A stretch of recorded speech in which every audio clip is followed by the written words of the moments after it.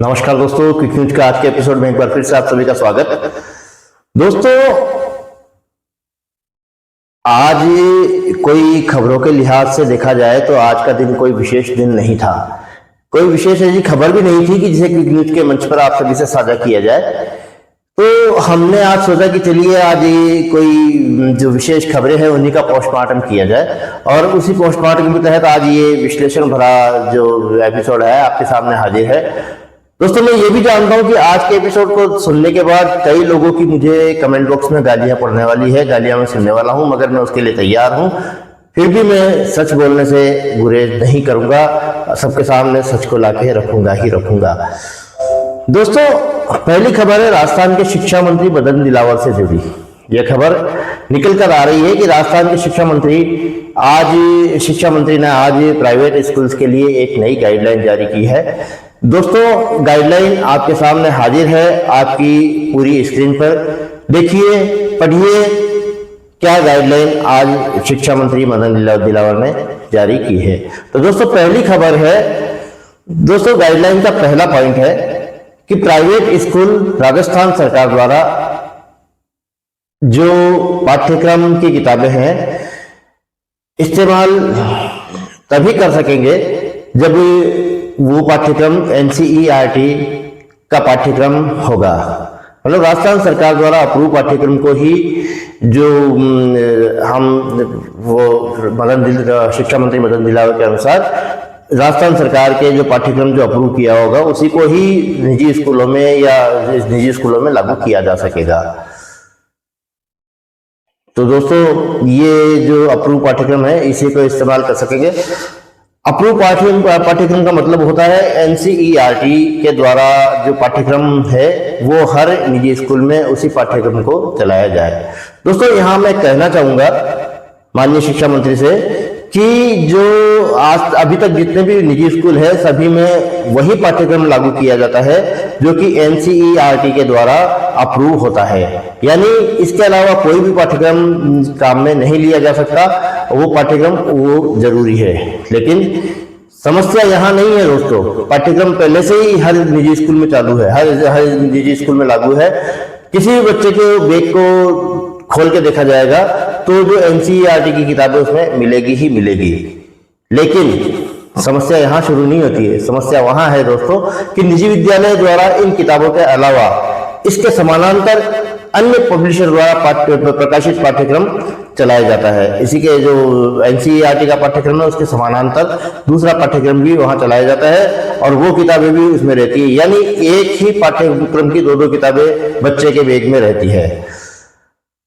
दोस्तों, जब निजी विद्यालय द्वारा इन किताबों का जो दूसरा पाठ्यक्रम जो अन्य पब्लिशर द्वारा प्रकाशित पाठ्यक्रम होता है उस पर निजी विद्यालय के संचालकों को 50 से 65% का कमीशन दिया जाता है, और ये बात हमने कल के एपिसोड में भी आपको बताई थी। तो दोस्तों, ये जो समानांतर रूप से जो पाठ्यक्रम चलाया जाता है उसका ये सबसे बड़ा फायदा है निजी स्कूल संचालक को कि उसके जो पैसे हैं जो उसका कमीशन है उसको सीधा मिल जाता है। अब जब दोस्तों कमीशन मिलता है तो निजी स्कूल उस दूसरे पाठ्यक्रम को क्यों हटाएंगे। हाँ, शिक्षा मंत्री के आदेशानुसार जो एनसीईआरटी का पाठ्यक्रम है वो तो काफी पहले से ही, जब से निजी स्कूलों का अस्तित्व आया है तब से एनसीईआरटी के पाठ्यक्रम लागू ही रहते हैं। दोस्तों, अब मैं निवेदन करना चाहूंगा माननीय शिक्षा मंत्री से कि यदि आप कुछ करना ही चाहते हैं तो दूसरे पब्लिशर द्वारा प्रकाशित पाठ्यक्रम को विशेष रूप से बंद करवा दिया जाए ताकि अभिभावकों को राहत मिल सके और बच्चों का जो बैग भारी वजन है वो उसको ढोने से बच सके। दूसरी बात, आपके आदेश के अनुसार पाठ्यक्रम से संबंधित तमाम जानकारियां सेशन स्टार्ट होने से 1 महीने पहले स्कूल के बोर्ड पर चिपका दी जाए, लगानी होगी और वेबसाइट पर उसे अपलोड करना होगा। तो महोदय, एनसीईआरटी के पाठ्यक्रम की किताबें इतनी सस्ती होती है कि उन पर किसी भी अभिभावक को आपत्ति नहीं होती, वे सहर्ष उन्हें लेने के लिए तैयार होते हैं और यह दरें राजस्थान सरकार की जानकारी में भी होती है। राजस्थान सरकार द्वारा ही ये दरें निर्धारित की जाती है। अब आप अन्य पाठ्यक्रम के लिए बात कर रहे हैं तो लगता है कि आप निजी विद्यालय को ये छूट दे रहे हैं कि आप ये दूसरा पाठ्यक्रम भी उसमें लागू कर सकते हैं। दूसरे पब्लिशर द्वारा प्रकाशित पाठ्यक्रम को चलाने की बात चलाइए। आप ये कहना चाह रहे हैं कि इस एनसीईआरटी के पाठ्यक्रम के साथ दूसरा पाठ्यक्रम भी चलाइए, बस कुछ जो औपचारिकता है वो निभाइए और अच्छी कमाई कीजिए। दोस्तों तीसरी बात, मदन दिलावर जो शिक्षा मंत्री राजस्थान, उनके अनुसार तीसरा आदेश के अनुसार पेरेंट्स और स्टूडेंट्स पर किताबें और कॉपियां खरीदने के लिए कोई दबाव नहीं बनाया जाएगा कि किसी भी विशेष दुकान से ही यह कोर्स आपको खरीदा जाए। तो मान्यवर कोई भी स्कूल संचालक कभी भी किसी पर प्रत्यक्ष रूप से स्पष्ट दबाव नहीं बनाता है, न ही उसको अपने कमीशन वाली दुकान का पता बताता है। बस वह तो एक पर्ची देता है अभिभावक को जिस पर कोर्स की किताबें, कॉपियां और अन्य सामग्री लिखी होती है और उसकी रेट पहले से ही अंकित होती है। उन कॉपी किताबों की रेट वहां पर पहले से ही अंकित होती है। मतलब अभिभावक के लिए बार्गेनिंग का जो संभावनाएं होती है वो भी वहां पर खत्म हो जाती है। उसकी रेट पहले से ही लिखी होती है, उसको ये पहले से मालूम होता है कि इन किताबों का, इस कोर्स का, इस पाठ्यक्रम का इतना पैसा हमें देना है। वो दुकान पे जाएंगे, दुकानदार उनको पाठ्यक्रम पकड़ा देगा और उन्हें मजबूरी में जो उस पर्ची पर लिखी हुई रेट है वो देनी ही पड़ेगी। और विशेष बात दोस्तों, उस पर्ची पर उस दुकानदार का नाम कहीं भी लिखा नहीं होता है। यह सब वेल नोन होता है। जब अभिभावक पूछता है तो उसे बता दी जाती है कि फलानी दुकान पे आपको ये किताबें मिल जाएगी। ये दोस्तों तीसरा पॉइंट हो गया। चौथी बात दोस्तों, स्टूडेंट्स और पेरेंट्स बाजार में कहीं से भी यूनिफॉर्म खरीद सकेंगे। 5 साल तक विद्यालय अपनी यूनिफॉर्म नहीं बदल सकेंगे। तो दोस्तों यही बात जो पाठ्यक्रम पर वाली बात है वो भी यहाँ पर भी लागू होती है। स्कूल संचालक कभी भी यह नहीं कहता है कि फलानी दुकान से आपको ये यूनिफॉर्म खरीदनी है, दबाव नहीं बनाता है। वो सिर्फ इशारा करता है कि फलानी दुकान पे हमारी ये ड्रेस मिल जाएगी, यूनिफॉर्म मिल जाएगी, और अभिभावक को मजबूर होकर वहां से ये लेना ही पड़ता है। हाँ, आपका ये आदेश कि 5 साल तक जो स्कूल की यूनिफॉर्म है उसको बदला नहीं जाएगा, स्वागत योग्य आदेश है और इसका इम्प्लीमेंट होना बहुत जरूरी है। वरना हर तीसरे साल संचालक अपने स्कूल की यूनिफॉर्म बदल देते हैं और अभिभावकों को उसका जो भारी खर्चा है वो वहन करना पड़ता है। दोस्तों इसके बाद निर्णय के अनुसार स्कूल प्रबंधक शिक्षण सामग्री किसी भी तरह का अपने शिक्षण संस्थान पर नाम अंकित नहीं करवाएगा। शिक्षण सामग्री पर, यह शब्द पर गौर करने की जरूरत है दोस्तों। शिक्षण सामग्री पर किसी भी तरह का नाम अंकित नहीं करवाएगा। तो मैं शिक्षा मंत्री से यहाँ यह कहना चाहूंगा कि महोदय, शिक्षण सामग्री पर आज तक किसी भी स्कूल ने अपना नाम अंकित नहीं करवाया है। हाँ, लेखन सामग्री यानी कॉपियों पर नाम अंकित होता है जिसका आपने कहीं भी अपने आदेश में जिक्र नहीं किया है। एक होती है, इसके अलावा एक और होती है कि डायरी, जो डायरी जबरदस्ती अभिभावकों को जोर देकर यह कहा जाता है कि अपने बच्चे के लिए डायरी लाए। तो शिक्षा मंत्री महोदय, आपसे निवेदन है कि आप प्रत्येक स्कूल में यह आदेश दें कि जो डायरी है वो मुफ्त या फ्री में या निःशुल्क बच्चों को प्रदान की जाएगी। इतनी फीस और इतने सबको इतना कमीशन के बाद भी एक डायरी का कमीशन और ऊपर से लाद दिया जाता है। तो ये इस आदेश को इस तरह से सुधार की आवश्यकता है। दोस्तों अब अंतिम बात, आपने आदेश दिए कि स्कूल का पाठ्यक्रम कम से कम 3 दुकानों पर होना चाहिए, आवश्यक है। तो माननीय, मैं आपको एक बात बताऊं, आपने आदेश जैसे ही दिया, जितने भी दुकानदार हैं, जितने भी व्यापारी हैं, जितने भी विक्रेता हैं पुस्तकों के, उन्होंने इसको सुनते ही अपने 3 दुकानदारों का गुट बना लिया और ग्रुप बना लिया और उन तीनों दुकानों पर वो किताबें मिलने सुलभ हो जाएगी।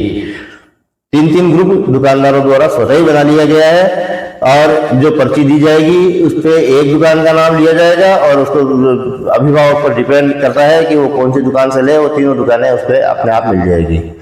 दोस्तों ये तो पहली खबर हुई और इस खबर का पोस्टमार्टम कैसा लगा आप खुद सोचिए और इस आदेश को आज जो राजस्थान के शिक्षा मंत्री मदन दिलावर ने जो आदेश दिया है उसके बारे में विचार कीजिए। ये कहां तक इम्प्लीमेंट हो सकता है ये आप खुद बताइए। दोस्तों एक और खबर है आज ही की है और गोवंश से जुड़ी है और हमारे कुचामन से ही जुड़ी हुई है। ये खबर हमने हमारे मित्र सद्दाम हुसैन रंगरेज के पोर्टल नागौर डेली से साभार ली है, उनकी इजाजत से ली है। दोस्तों खबर है कि नगर परिषद के नेता प्रतिपक्ष श्री अनिल सिंह मेड़तिया ने आज नगर परिषद आयुक्त और उपखंड अधिकारी को एक ज्ञापन सौंपा। ज्ञापन का विषय था नगर परिषद डंपिंग यार्ड से जो निराश्रित गोवंश है वहां पर जो डंपिंग यार्ड है वो निराश्रित गोवंश के लिए अभिशाप बन गया है। पूरे शहर का कचरा प्लास्टिक आदि वहां पर डाला जाता है और गोवंश वहां के उसके चारों तरफ चक्कर काटता रहता है, उनमें से कचरा खाता रहता है, प्लास्टिक उनके पेट में जाता है और गोवंश को खतरनाक बीमारियों गंभीर बीमारियों का सामना करना पड़ता है, वहीं पर उनकी मृत्यु भी हो जाती है। दोस्तों जहरीला कचरा पूरे शहर का वो इसी डंपिंग यार्ड में डाला जाता है। आपकी पूरी स्क्रीन पर बैकग्राउंड वीडियो में देखिए डंपिंग यार्ड में किस तरह से कचरा पड़ा है और वो यहाँ का वहीं कहीं आपको कचरा भी गोवंश भी दिखाई दे जाएगा जो कि कचरा खा रहा है। इसके साथ ही दोस्तों वहां पर एक डंपिंग यार्ड भी बना हुआ है। डंपिंग यार्ड नहीं, एक डंपिंग जो निस्तारण कचरे के निस्तारण के लिए जो एक अलग से प्लांट लगा हुआ है, लेकिन वो नकारा पड़ा है, वहां पर किसी भी तरह का कचरा निस्तारण नहीं होता है। चलिए दोस्तों आगे बढ़ते हैं। अपनी बात शुरू करने से पहले मैं आपको एक बात स्पष्ट रूप से कह दूं कि जो नेता प्रतिपक्ष है अनिल सिंह मेड़तिया, व्यक्तिगत रूप से मैं उनका बहुत बड़ा प्रशंसक हूं। मैंने कई बार उन्हें अन्याय के खिलाफ आवाज उठाते देखा है, गरीब का साथ देते हुए देखा है, लेकिन आज इनके द्वारा ज्ञापन वाली बात हजम नहीं हुई। वैसे मेरी किसी बात का बुरा लगे तो मैं माफी चाहूंगा।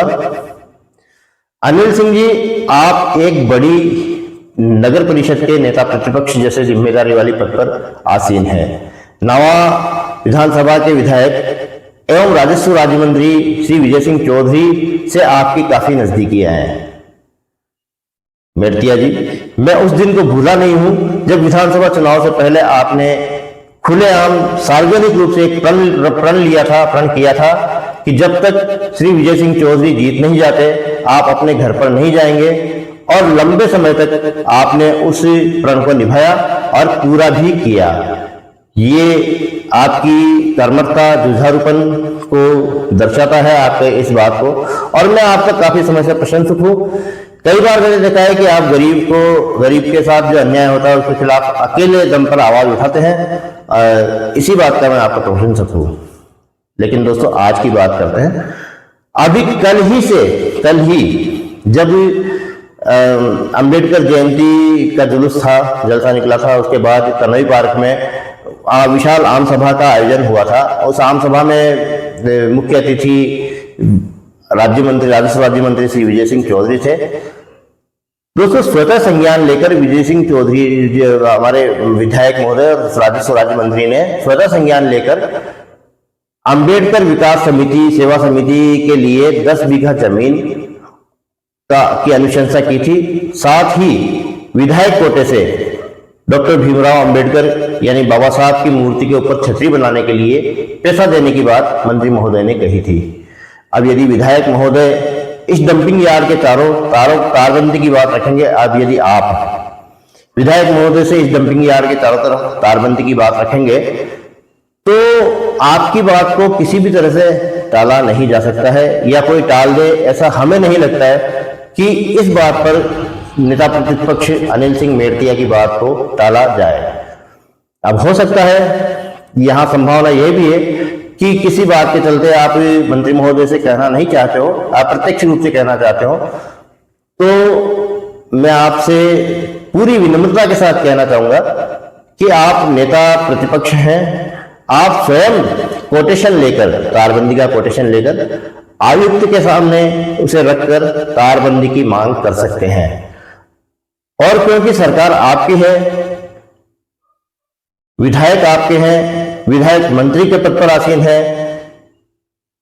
भारतीय जनता पार्टी की सरकार है, मुख्यमंत्री भजनलाल आपके नजदीकी हैं।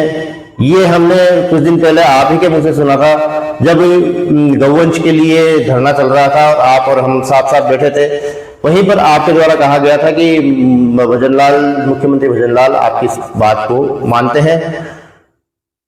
तो जब आपकी यहाँ पर आपकी पार्टी में आज ये स्थिति है, उसके होते हुए आप यदि आयुक्त को इस बात के लिए कहते हैं, आयुक्त को ये कहते हैं कि ये तारबंदी वहां पर की जाए, तो मुझे लगता नहीं है कि आयुक्त महोदय आपकी बात को टालने की हिमाकत करेंगे।